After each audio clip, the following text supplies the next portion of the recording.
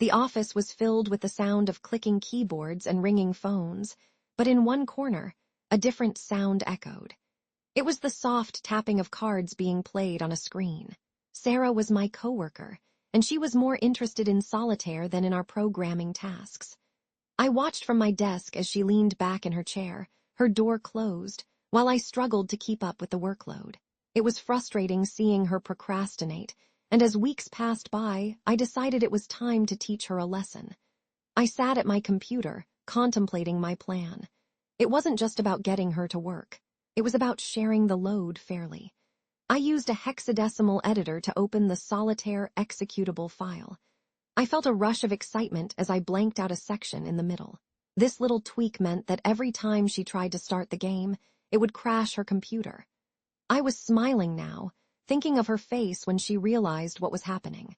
I reset my system date and time, making it appear as though the modified file had been there all along. My heart raced as I saved the file. It was a perfect crime, or so I thought. The next day, I watched with anticipation as Sarah sat at her desk, completely unaware of my plan.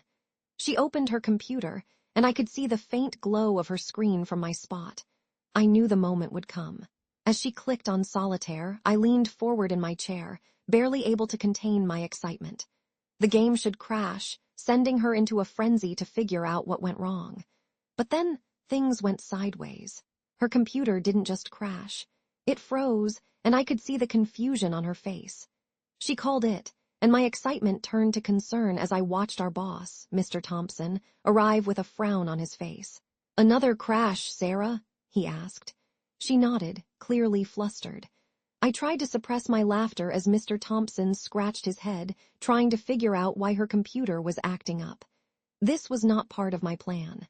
Days turned into weeks, and every few days, Mr. Thompson would come over to investigate Sarah's computer. She had fully mastered the art of deflecting blame.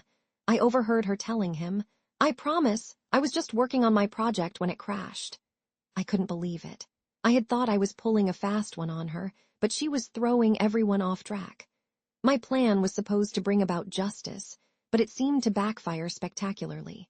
Mr. Thompson's frustration grew, and Sarah continued to sit at her desk, oblivious to the fact that her procrastination was causing chaos. One afternoon, I decided to break the silence. I approached her desk, feigning concern. "Hey, Sarah, I heard your computer has been acting weird." She looked up, her eyes wide. "Yeah, it's like it has a mind of its own or something." I couldn't help but smirk as I took the bait. "Maybe it needs a software update or something. Have you tried reinstalling anything?" Ideal world. She would figure it out. Then I'd be free of her oversights. A few days later, I overheard Mr. Thompson talking to another coworker. "I just don't understand why her computer crashes only when she plays that game." The irony hit me hard. My attempt to get her to stop playing solitaire had turned into a hilarious mess instead. As the weeks passed, I noticed a change in Sarah. She began to work more often, shifting her focus from solitaire to actual projects. People around the office started to rely on her more.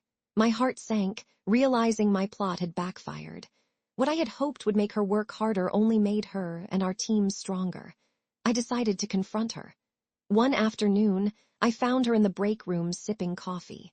"So, how's the computer? Still crashing?" She laughed, shaking her head. "You have no idea how many times I told Mr. Thompson it wasn't my fault, but it taught me a lesson."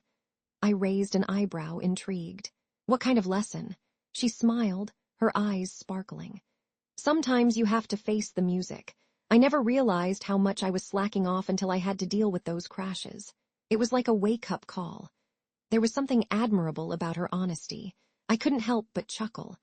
"Guess the solitaire backfired, huh?"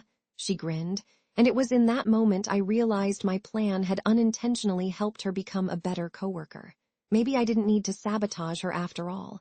I walked back to my desk, feeling a strange sense of satisfaction. I had hoped to encourage her, but what unfolded was more than I'd imagined. Sometimes, things don't go as planned, and that can be the best outcome of all. I learned to never underestimate the power of a little unintended consequence.